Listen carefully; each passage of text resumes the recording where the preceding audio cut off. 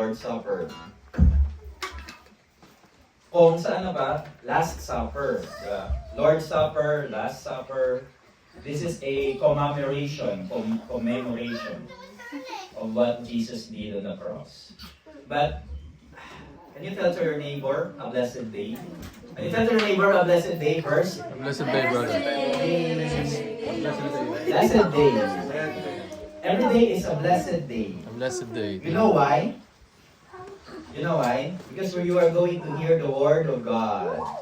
It's important to hear the Word of God. So I encourage you not to miss go to church. Because, like for example, if we don't read the Word of God day and night, how much more if we don't go to church every Sunday? So this is, as a Christian, this is your lifestyle. You are born for this. Not born this way. Kaya ano yun? Sa ibang kanta yun. Born this way. Born for this. You are born to love God. Amen? Amen. You are born to fellowship with God. You are born to love your neighbor. Amen. Are you proud to be born again? Amen. Amen. Amen. Amen. I want to be born again. So last week we learned about how to put oil. Putting oil into your lamp. So as we go continue with the Lord, I'm gonna encourage you to continue to develop your relationship with the Holy Spirit. Continue to read the Word of God, pray daily, love people, forgive people, share the gospel. You know, I was touched by the testimony of Ate Angel. How can we reach people? How can we share the gospel? Paano ba? Kagaya ba sa ginagawa ko? Like what we did on the streets? Now, there are many ways to share the gospel. So, Ate Angge was just telling, she's just worship. So, Ate Angge was invited to drink on a party, but she refused. And the friend says, why? Because I'm going to worship the Lord. Okay, what is that worship? So, there is a curiosity. But Ate Angge didn't share the gospel. So, what is that worship? Matry nga. So it's like, yeah, you know, when I started worship the Lord, when Ate Angge started to worship the Lord, there is a testimony there that family, married couple will change. There's a lot of a transformation. So I do believe, Ate Angge, as you continue to pray for them, you already shared the word of God. Okay, so I want to encourage you to do that also. Amen. Amen. So, the Word of God, we need to meditate it day and night. So, we have a lot of Bibles. We have NIV, NLT, ESV, New King James. So, wala tayong excuse na hindi tayo mag-read ng Word of God. Kasi dito, our life will be transformed on this.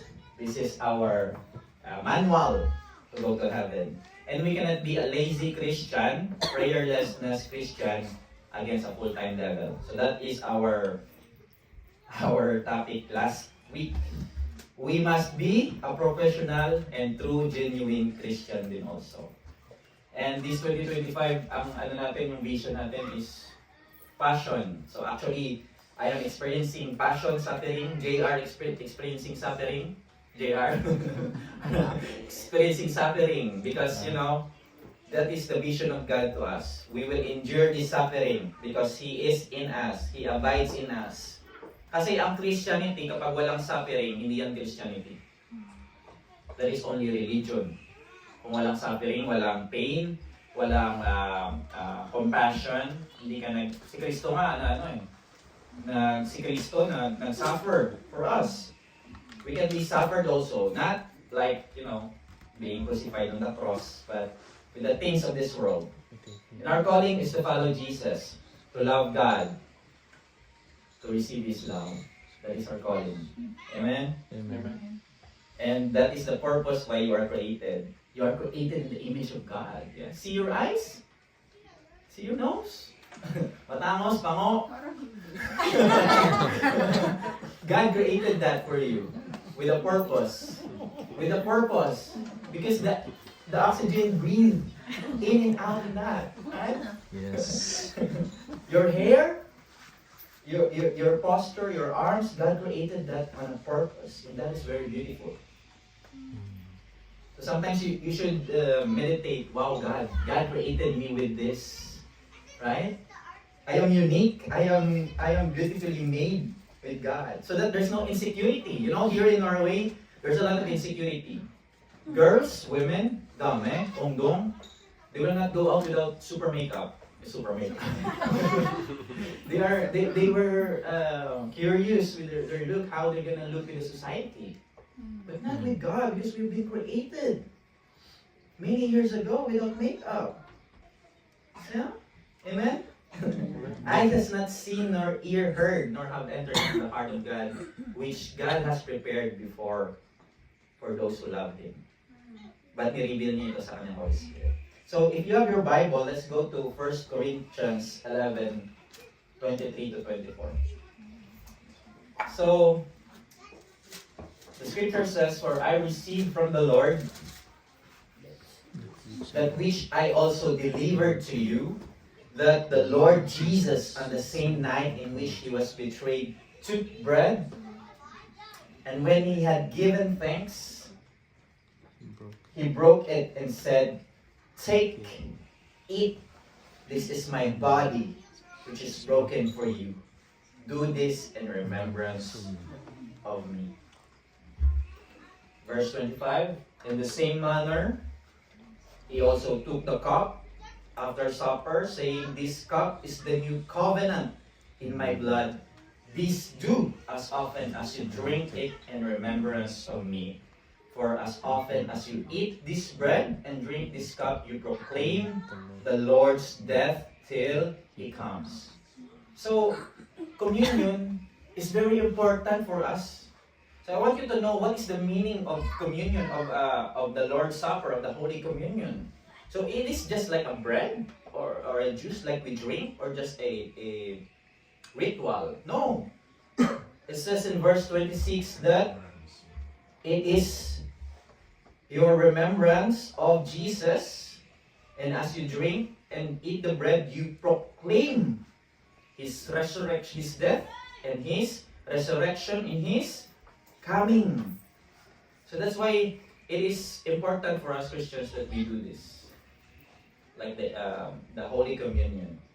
So many religions, maybe in some other religions, they only have the bread. So that's different theology. But for us, we're going to follow what does the Bible say. So the Apostle Paul received from the Lord. Received. This is the Apostle Paul. He received from the Lord. It's not just like someone taught him, but he received it. It is a personal encounter with Jesus. That okay, Jesus was there to Apostle Paul, saying to him that remember this, Lord's Supper, Lord's Supper, the Last Supper, and teach my people for this. So, Paul remembering the events. So, ano ba yung nangyari dito? Ano nangyari dito? So, let's go back to Matthew. Kasi dito nangyari, in Matthew. You know, the disciples was gathered, tapos na po ni Jesus linisan yung mga paa ng disipulo. 12 disciples, they were gathered in one table. So, there is a supper, pagkakain, hapunan. Tama ba? Supper, hapunan?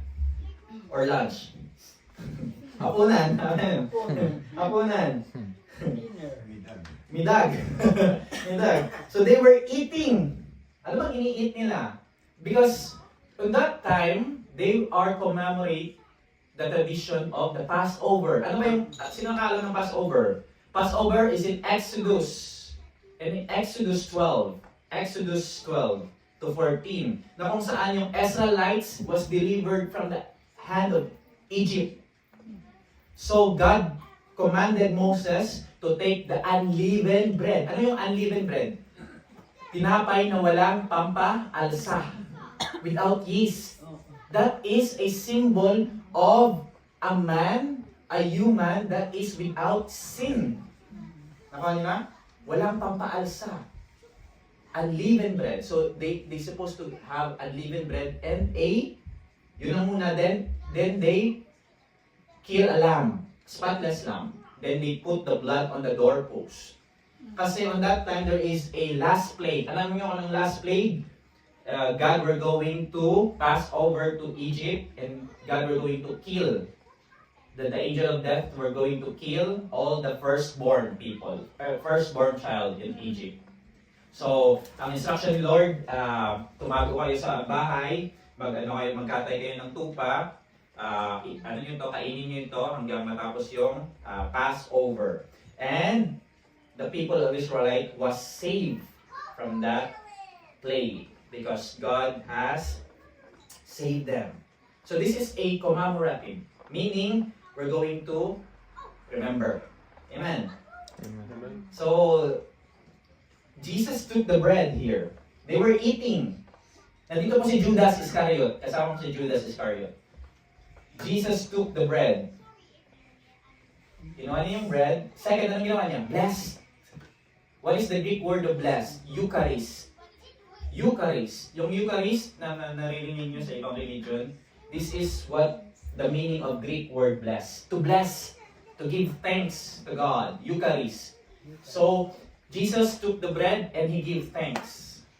So as we continue with our life as Christian, we always give thanks to God. Amen? Because we portray Jesus. And it says it broke it. So the bread was the representation of the future coming on the cross. So Jesus was on the table. Sinabi niya, nandito ako, kasama niyo, mag-Passover tayo ngayon. Kukunin niyo yung bread, ibobroke ko, I will give thanks and I will broke. This is a representation that Jesus will be crucified later on. Amen? So, sinabi niya ni Jesus sa kanyang disipulo na anong mangyayari. So, this is my bread is the body of Jesus to be broken. Amen. Jesus broke the bread. Jesus wants us to remember the meaning of His death. Sometimes, dapat mag-pause tayo sa buhay natin. And we're going to remember, ano ba yung nangyari sa death ni Jesus? Very malala po. Very terribly po. Terrible. His body was suffered. Tingnan nyo ha. Ito yung body ni Jesus. This is not the real Jesus. But this is how it looks like. His body was broken. His body was being pierced. His body was broken for you and me. Jesus' body was pierced for you and me. Jesus' body was beaten with stripes for you and me, for our redemption, for our salvation, for our freedom from sin and eternal death, which is the lake of fire. Tingnan nyo. He received 39 lashes. Feel ko sobra pa dito. Sobra pa. Why? Because He loves you. You and me. He loves us so much. Tingnan mo lang. Kaya mo bang gawin to? Sa katabi mo? I think not. But that is the love of God.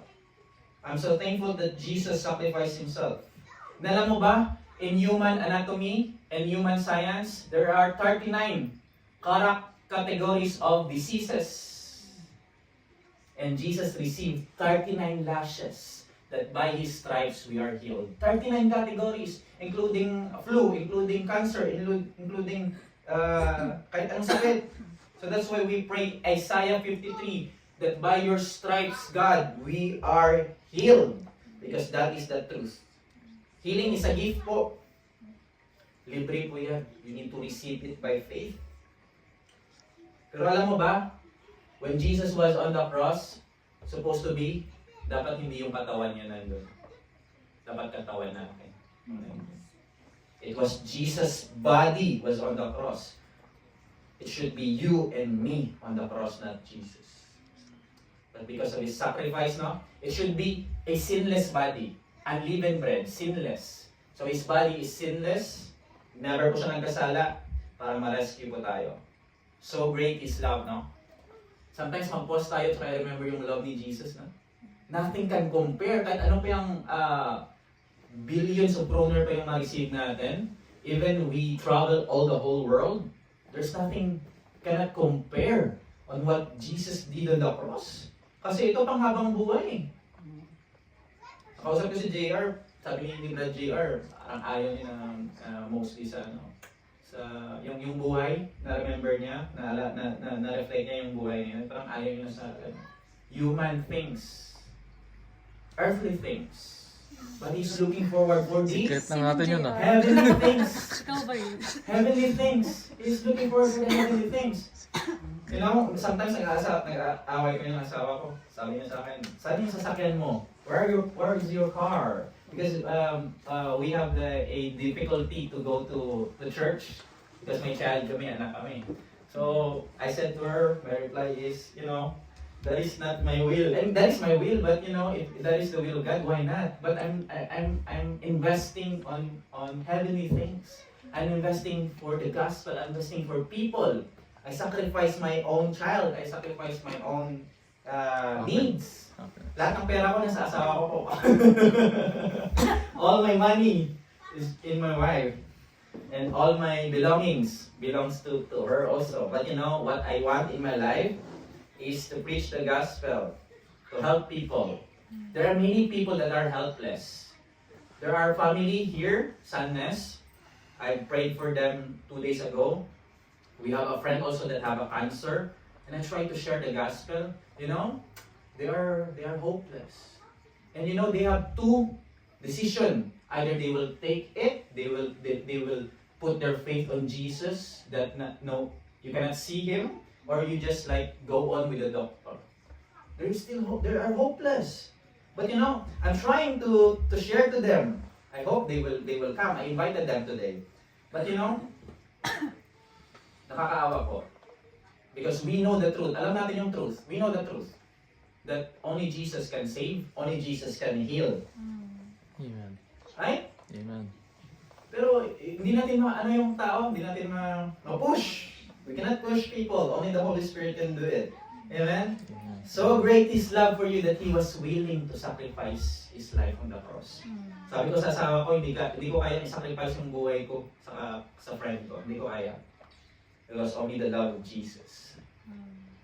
So let's go to Matthew 27. So finish with the bread. He gave thanks. Then he broke it. So we're going to practice it later on. Amen? We're going to have communion later on. Then verse 27, then he took the cup. So this is another cup.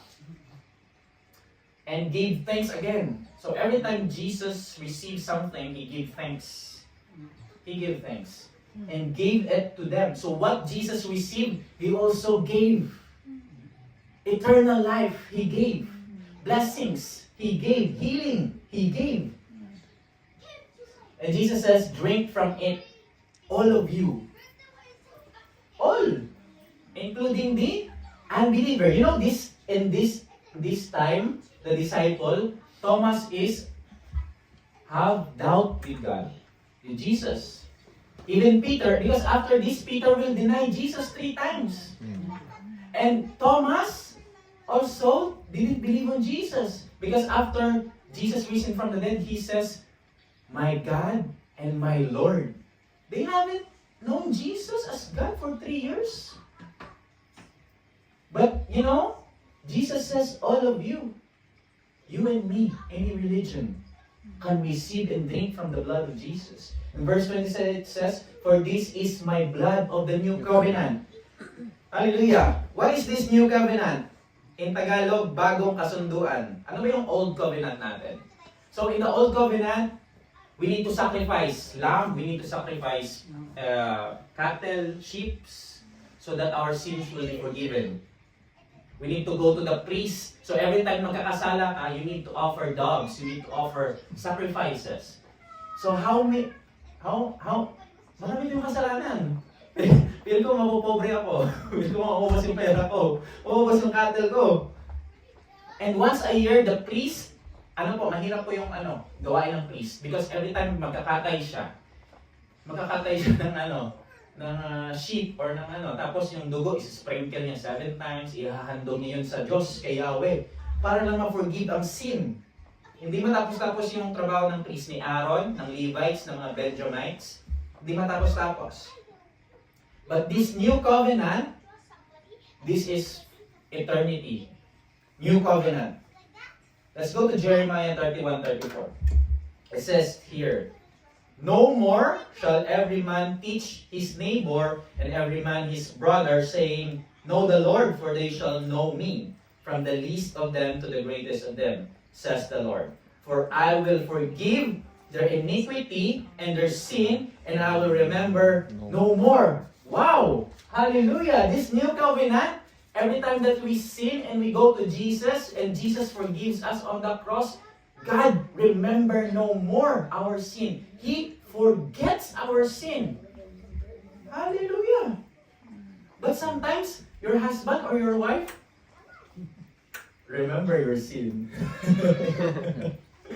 My wife, I've sinned against my wife that was 5 years ago. Story. She still remember it. Story. If there is like if there is like a trouble of like a misunderstanding, then your wife or your husband will just like I'm not only focusing on the wife, I will focus also on the husband so that it will be equal. Right? My wife will say, he will remember all my sin. Come on. And it's not so good also to cope up this verse. God says, remember your sin no more. God forgives, you cannot forgive me? Come on. But sometimes this is true. This is reality. Idikit mo dito, Brad. Ha? Yeah. Pinakamalaki. Pinakamalaki. Yun sa baba. Sa kanya na. This is reality. Put it Because big one. forgiveness is the new covenant. And most of Christians or non-Christians practice unforgiveness. Why? Sometimes pride, because it's hard to face a person that you've sinned. Totoo, ako mahirapan akong sa isang membro o sa tao, mag-approach. Baka sabihin na, uy, judgmental ka. I am struggling with that also. But I think this is why Jesus is teaching us to forget sin, to forgive and forget. Because God does forgive and forget. So we must also. Because if we hold on unforgiveness, ano mangyayari? Satan will attack us. There's going to be problem in our life. Sickness would come because we let the devil give unforgiveness. And this new covenant, alam mo ka ng new covenant na ito? There is a transformation. Let's go to Jeremiah 31:33.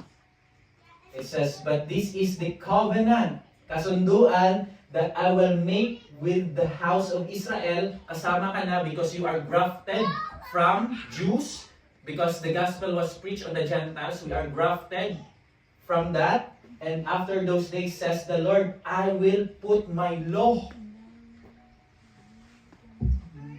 in their minds. So you don't need to carry the 10 Commandments. The very big stone. The law is in your mind. That's why you are... The Holy Spirit convicts you when you sin. That's why the Holy Spirit says, bawal yan, huwag yan. Because God has already put it on your mind. And the verse says, and write it on their hearts. Nandito, mostly in our hearts. Because why? Because God wants us to transform. Christianity is an inner transformation, in and out. Sometimes merong religion that are practicing outside transformation. They are like Hindu. They are good in... They're good people. Islam, they are good on the outside. But there's no transformation in the inside. They're good, they can, because Muhammad practiced giving to the alms, giving to the poor. So they have that transformation. But sometimes we cannot judge people. If our fellow Christians, like for example, their outside is not transformed, I do believe the inside is transforming also. So, one testimony, si Brother Ramil, sabi niya kay Kuya Obet, di ba, Brad, dati, ngayon, always ka na nandito. Why? Because God is transforming the inside. Tingnan mo, ilang years na yung SSF? Magkakaming 2 years na tayo. This May, we're going to celebrate 2 years. Amen. Right?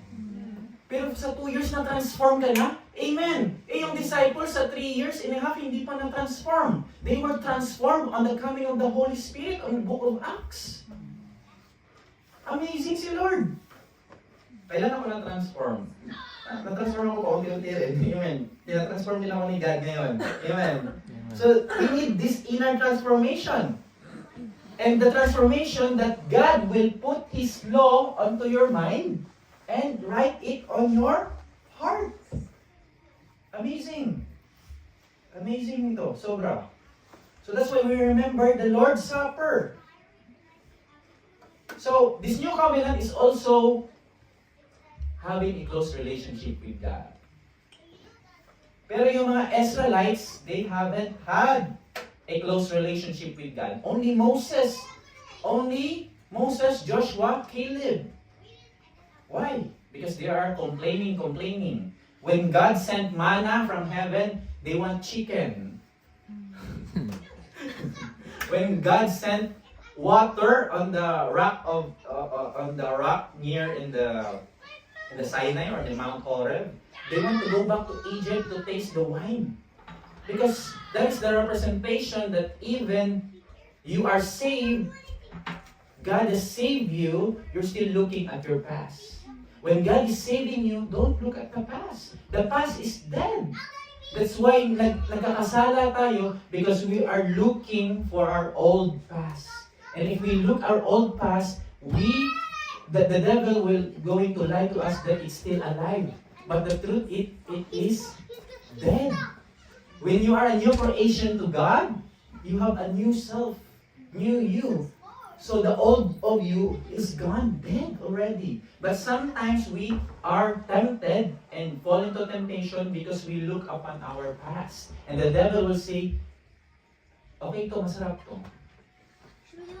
But if you are a new creation to God, as we continue to, God is going to transform us and we have this close relationship with God, matatransform tayo. Amen. Amen. Christianity is a transformation life. Being born again is a transformation life. It's not all about you are good in verse. It's good also. Magaling ka mag-prayer. It's good also. But daig pa ng taong na-transform yung taong magaling mag-pray. Daig pa ng taong na-transform yung taong magaling sa Bible. Totoo po yun. So that's why don't discourage yourself. Continue with the Lord because the Lord is transforming you to the image of Jesus. Kaya pala lagi nalalagdag ko. Yes. 1 Corinthians, Ano sabi dyan? imitate me just I also imitate Christ. Christ. Amen. We should imitate Christ. And sometimes there are more questions. So that's why Jesus says that I will separate the sheep from the goat. I will separate the tares from the weeds. Kasi pagdating ni Kristo, isa-separate niya yung true na Christian sa hindi true na Christian. And yung hindi true na Christian, they were thrown into the lake of fire. So sometimes ang sabi ng ibang religion that kapag saved ka na talaga. Hindi na mawawala yung salvation. That is true. If you are true, genuinely saved. But if you are not cooperating with God and sabihin mo na, yes, I am saved, maybe I will go back on sinning. You will lose your salvation because you depart the gift that God has given you. Salvation is a gift. You receive it. You receive it. It's a gift. God will not take it from you. But you have the authority and the care. Pasa po. You need to take care of that. You need to work out on that. So that hindi ka po ma-backslide. Meron pong church dito, marami pong nagba-backslide sa kanila. Why? It's not the problem of the church. It's not the problem of the leader. It's their own personal problem because relationship with Jesus is a personal relationship. Amen. Akala nila madali mag-follow kay Jesus? No. Mahirap. Because you need to take up your cross and follow Him. You need to go to the narrow road. So sometimes, akala natin pero yung benefits of heaven, of the kingdom of heaven, we can have benefits. There's a lot of benefits. There's a lot of good things in Christianity. Remember in the Garden of Eden, God says, huwag kayong kumain sa punong yan. God prohibited to eat on that tree. But the Bible and the scholar says that there's a lot of trees there to eat. God prohibited only one. But they go on that prohibited one. Because yung masama, yung bawal is masarap. Yung masama is maganda sa flesh. Remember, my brother and sister, Christ's blood was shed for all humanity. So sometimes, maraming walang na-transform. Hindi ko rin nga alam eh. Sometimes, kung gusto ko lang talagang ganunin sila to Christ, Lord, bigyan mo ko ng strength. Pero hindi natin kaya ma-transform ang tao. Give you an example. People who want to transform in their life, they are continuing going to church. They devoted their life to Jesus. They devoted their life to serve God. Because they experienced the transformation. Bakit kayo nagsiserve? JR, bakit kayo nagsiserve? Bakit kayo nagsiserve, Angge? Bakit kayo nagsiserve, Drew? Right? Because you experienced the transformation of God. But we cannot judge people. Amen? Let's go to Matthew 26. 29. But I say to you, I will not drink of this fruit of the wine from now on until that day when drink it new with you in my Father's kingdom. Jesus' blood was shed on the cross. So we have the bread broken, we have the cup to drink in the in the Lord's Supper together with the disciple. And Jesus says that hindi daw siya iinom on the fruit of the vine until that day when I drink new with my Father's kingdom.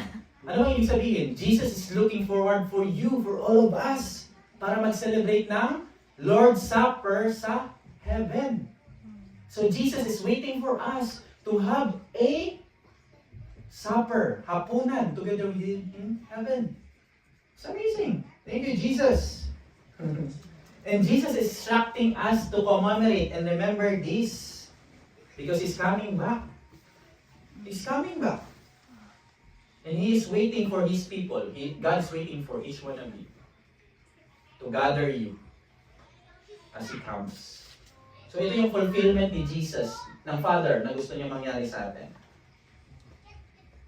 Jesus is waiting for us to turn away from sin and receive His forgiveness so that you can receive. Ano bang ma-receive natin sa New Covenant? Eternal life. Gift of the Holy Spirit. Imagine God within you. God was on the tabernacle in the Old Testament, on the temple of Solomon. But now God can be in you. Wow. The gift of healing. I do believe Brother Ramiro was healed. Right? Amen. Amen. And Dan was, alam mo si Dan? Sinabi ni Dan nung Friday, wala siyang boses. Wala talaga siyang boses. Pero sabi niya, I will sing to the Lord. After 3 worship song, after nun, nakakanta ko siya ng maraming song. And I don't know if he noticed that he was healed. Right? Kasi ang hirap ng boses niya that time eh. And what is the other gift on the New Covenant na ma-receive natin? Freedom. Freedom from the torment of mind.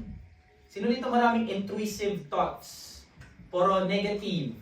Puro what is gonna happen tomorrow? What I'm going to wear? What I'm going to eat? What I'm going to do? What is my next job? What is my bank account savings now?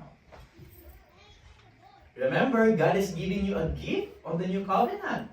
That by His blood, you are free from that. What are you going to do? Ask and read the Word of God. Peace. He gives you peace. Sometimes hindi ka makatulog because marami kang iniisip. But Jesus says to you, have peace. Go and sleep. Sometimes it's hard. Totoo. But I want to give you a very important technique before you go to bed. Read only one verse. That one verse, keep praying that one verse. Lord, I pray right now in the name of Jesus that by your stripes I am healed. Lord, I pray again that by your stripes I am healed. Lord, I pray again. I know you hear me, Lord, and by your stripes I am healed. Lord, you don't give me a mind of the world, but mind of Christ. You give me a sound mind. Lord, I claim this in Jesus' name. He gives that peace for you. And He gives you joy and righteousness. Joy. Yung nangyari kay Mitch sa marriage, that was joy. Because you know, it's very hard to prepare wedding celebration only for 3 days. Only for 3 days. It's very hard. And they don't have sleep, I think. Walang tulog. But God rewarded you. Why? Because you are under in the new covenant. You, both of us, all of us is under the new covenant. And if you are under the new covenant, you have joy, peace, righteousness. Is it amazing? Amen.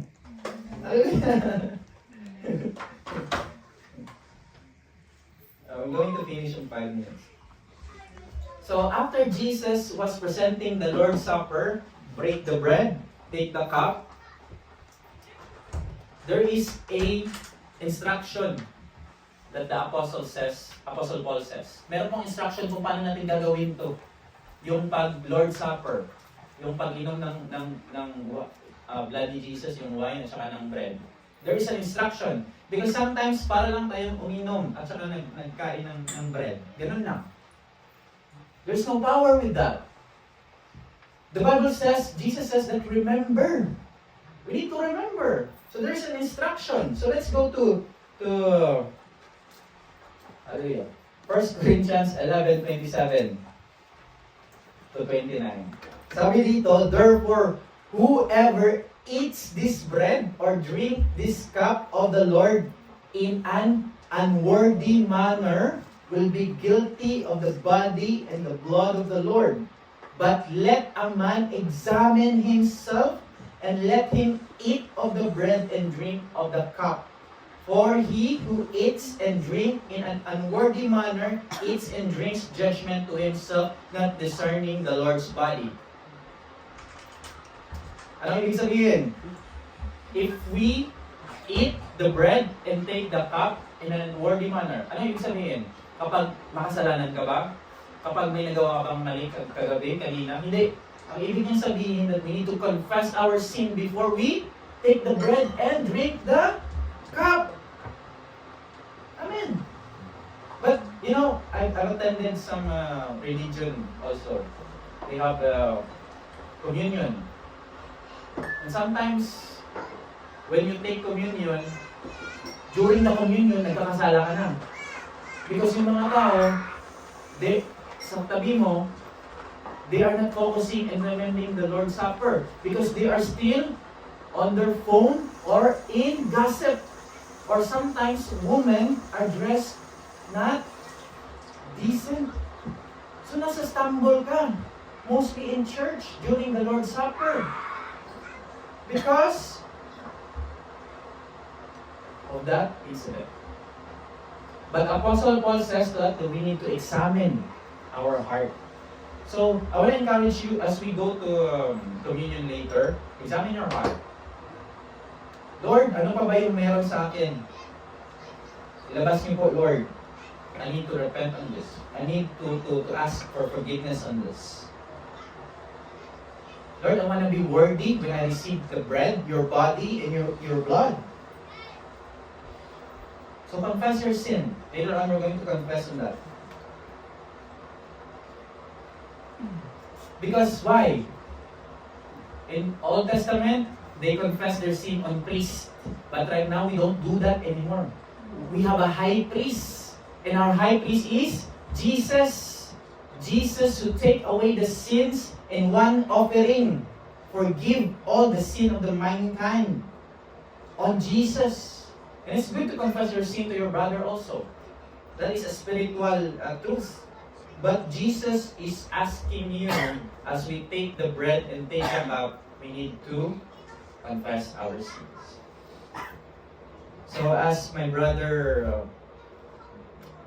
Daniel, we're going to prepare for our Holy Communion. Na-bless ba kayo? Amen. So alam niyo kung anong meaning ng Lord's Supper? That this is a remembrance. So this is not only a part program ng church, but this is very important to us. Because we remember the bread as the body of Christ broken, that by His stripes we are healed. Remember the new covenant of the blood, that by the shedding of the blood, there is forgiveness of the sin. So sometimes, nakakondemn tayo, napipil tayo ng shame, nakagsala tayo. Hindi natin alam bumalik sa Lord. The Bible says that you need to come to Him. Come to the throne of grace boldly. Huwag kang mahiya. Bakit? Dahil anak ka niya. Huwag kang mahiya pumapit sa Lord. Mag-ask ng forgiveness kasi anak ka niya. Amen. Thank you, brother. Hallelujah. Yeah, this kind of, we are all unworthy of the love of God. Hindi po tayo worthy. We are unworthy. Kahit unfaithful tayo. Totoo yun. Sometimes, I am unfaithful, stubborn ako kay Lord. But you know, how many times we failed God? Maybe million times. Also yung bread. Thank you, brother. Daniel is our intern in SSF. As you know, he is our intern. So he loves to serve God, and you know, we believe on what God has given you, brother. We believe on what God is doing in your life. All of us, naka-receive na ba lahat? There's one missing. You can have a cup there on the window. Yeah. Thank you, brother. And there is a juice in the fridge. Thank you. Yeah. Alam mo ba, unworthy tayo. Kasi unfaithful tayo eh. How many times na-fail natin si God? But Jesus paid it on the cross. Hallelujah. All we need to do is to confess and repent. By faith, He's giving you eternal life. Billy Graham is in heaven. Maybe your brother, your sister, or your mother-in-law, or your father is in heaven if they have Christ in their life. Alam mo ba kapag yung katawan ni Kristo hindi na broken, walang shedding of the blood, anong mangyayari? Feel ko wala tayo dito ngayon. Feel ko walang forgiveness of sin. Feel ko nasa old covenant pa rin tayo. Naghahandog ng tupa.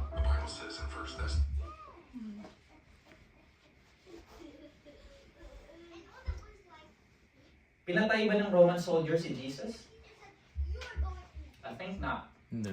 Jesus was voluntarily gave Himself for us on the cross. For what? Sa freedom sa bondage, sa forgiveness of sin. And may access tayo kay Father God. Hallelujah.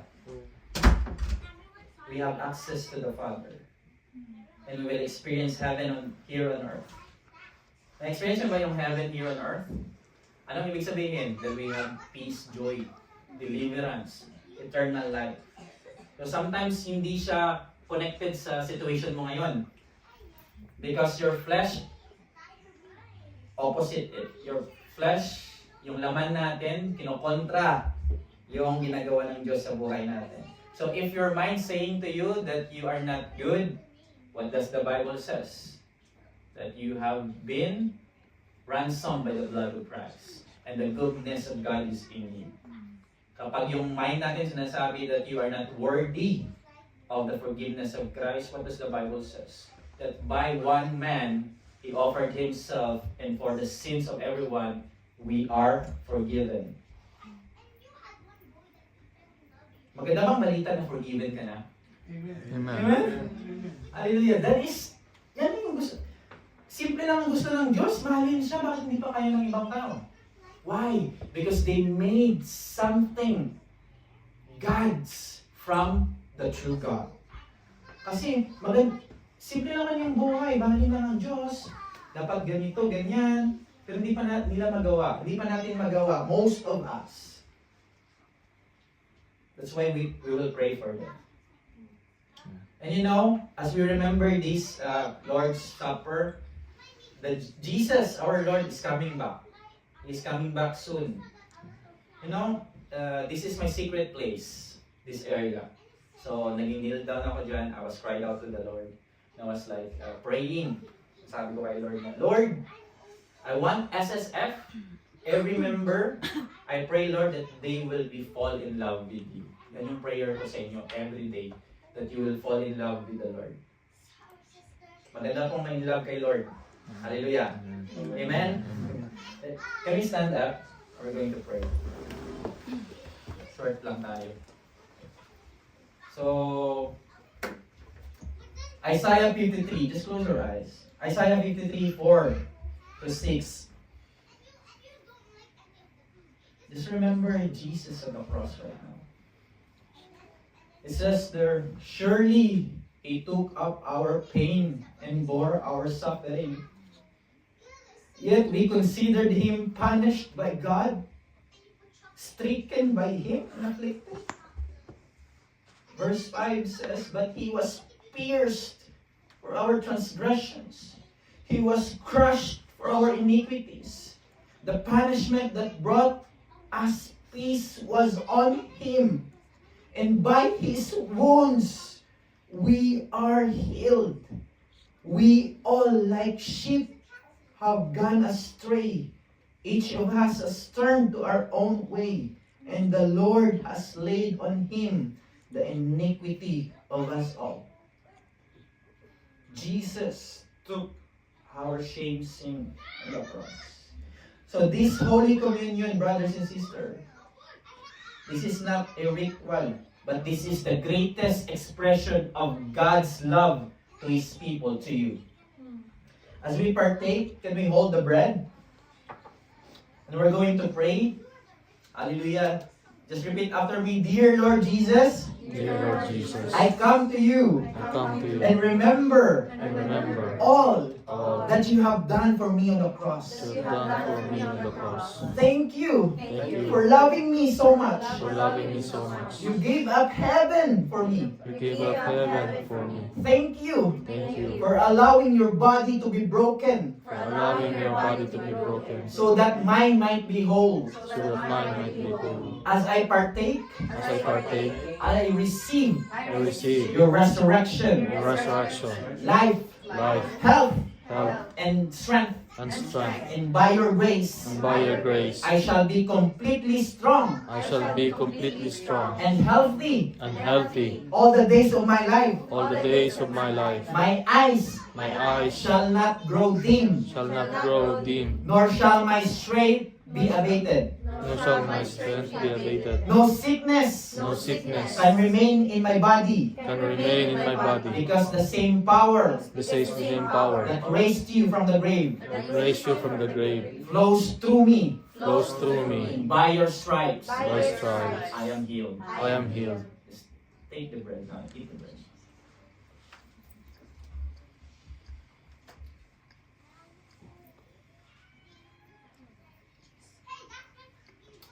Your sin has been forgiven on the cross. I know each one of you, maraming nangyari sa buhay. But you know, saying God forgiven you is very, very enough. Take the cup right now.